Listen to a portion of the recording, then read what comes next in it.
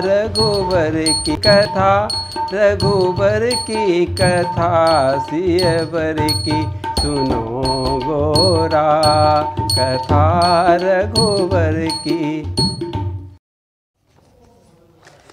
पावन प्रातःकाल हुआ, मुर्गे श्रेष्ठ ध्वनि करने लगे।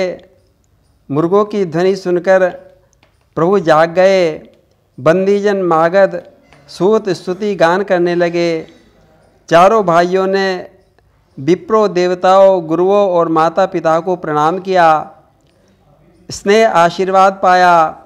पिता के संग बाहर आ गए। सरजू जी के पावन जल में स्नान किया, संध्या वंदन किया और पिता के पास राजसभा में आ गए। अवधेश ने पुत्रों को हृदय से लगा लिया। राम राघव को देखकर सारी सभा सुखी हो गई। देखी राम सब सभा जुड़ानी, लोचन लाभ अवधि अनुमानी। तभी सभा में महर्षि वशिष्ठ जी और विश्वामित्र जी भी पधारे। महाराज दशरथ ने पुत्रों सहित उठकर उनका स्वागत किया और श्रेष्ठ आसनों पर बैठाया, चरणों में प्रणाम किया। वशिष्ठ जी ने धर्म और इतिहास की सुंदर कथाएं सुनाई। मुनि विश्वामित्र जी की अद्भुत तपस्या की कथा सुनाई। कौशिक मुनि विश्वामित्र जी की पवित्र कीर्ति तीनों लोकों में व्याप्त है, यह सुनकर सबको बड़ा आनंद हुआ। राम लक्ष्मण जी तो अपने गुरुदेव की यश कीर्ति सुनकर अत्यंत हर्षित हो गए। सुनी आनंद भयहु सब काहू, राम लखन और अधिक उछाहू। अयोध्या में नित्य नवीन आनंद मंगल भरे उत्सव हो रहे हैं। अब रघुकुल के पुरोहित ने शुभ दिन साधा। आज दूल्हे और दुल्हन के कंकन खोले जाएंगे। आकाश से देवगण अवध के इन आनंद पर ललचा रहे हैं। ब्रह्मा जी से प्रार्थना कर रहे हैं कि हे ब्रह्मा जी, हमें भी अवध का नागरिक बना दो, हम भी अवध में आनंद उत्सव में शामिल हो जावें। नित नित सुख सुर देख सिहाही, अवध जन्म जाचहि विधि पाई। अवध में नित्य ही आनंद उत्सव है। इसी बीच विश्वामित्र जी अब चलना चाहते हैं, किंतु राम राघव हाथ जोड़कर रोक लेते हैं। राम जी की विनय के आगे बेबस हो जाते हैं। विश्वामित्र चलन नित चहि, राम सप्रेम विनय बस रहहि। आखिर एक दिन महाराज दशरथ से विदा मांग ही ली। महाराज पुत्रों सहित मजबूर हो गए। कहने लगे कि हे मुनिराज, आप मालिक हैं, समस्त संपदा आपकी है, हम तो परिवार सहित आपके सेवक हैं। मांगत विदा राउ अनुरागे, सुतन समेत ठाड़ भे आगे। नाथ सकल संपदा तुम्हारी, मैं सेवक समेत सुत नारी। मुनि के विदा होने पर महाराज दशरथ जी विह्वल हो गए। हे नाथ, इन बालकों पर अपना प्यार बरसाते रहना, दर्शन देते रहना। ऐसा कहते हुए महाराज रानियों और पुत्रों सहित मुनि के चरणों में गिर पड़े। आगे कुछ बोल न सके।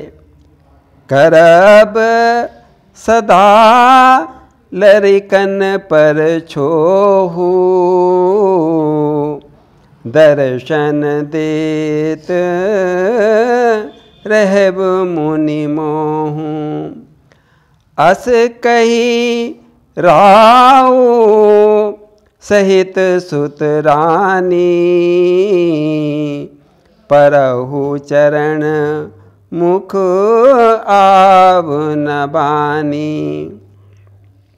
भाव अवगाहक सुख सागर राघवेंद्र सरकार भाइयों सहित मुनि के संग बहुत दूर तक चले। तब ऋषिवर ने आज्ञा दी कि अब लौट जाओ। राम सप्रेम संग सब भाई, आयशु पाए फिरे पहुँचाई। शिष्यों के सिर पर हाथ फेर, आशीष प्रदान प्रसाद पुनि दे देकर, आश्रम को विश्वामित्र गए उर्मे राघव की छवि लेकर। विश्वामित्र जी ने नैनों में श्री रामचंद्र जी के भुवन मोहनी छवि बसी है। मन में विवाह उत्सव का अलौकिक आनंद समाया हुआ है।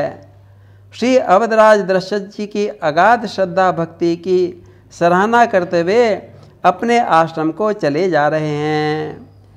राम रूप भूपति भगति, ब्याह उछाह आनंद, जात सराहत मन ही मन, मुदित गाधे कुल चंद।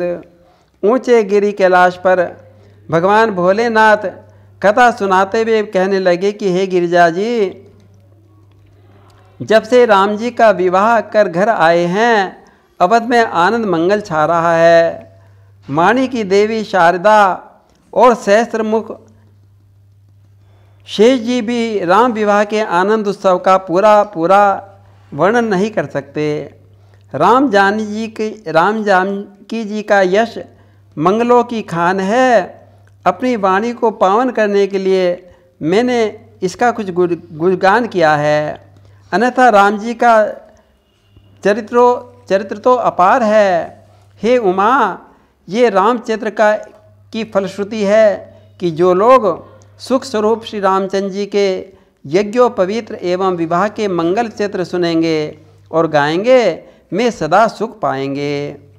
निज गिरा पावन करन कारण, राम जस तुलसी कयो, रघुबीर चरित अपार बारिद, पार कवि को ने लयो, उपबीत ब्याह उछाह मंगल, सुनि जैसा दरगावही, बेदेहि राम प्रसाद ते, जन सर्वदा सुख पावही।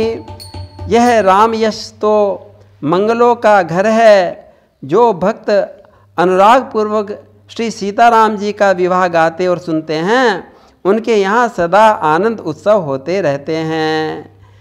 सिय रघुबीर विवाह, जे सप्रेम गावहि सुनहि, तिन कर सदा उछाह, मंगलायतन राम जस। इस प्रकार रामचरितमानस का प्रथम सोपान बालकांड समाप्त हो गया। बोलिए सियावर रामचंद्र महाराज की जय।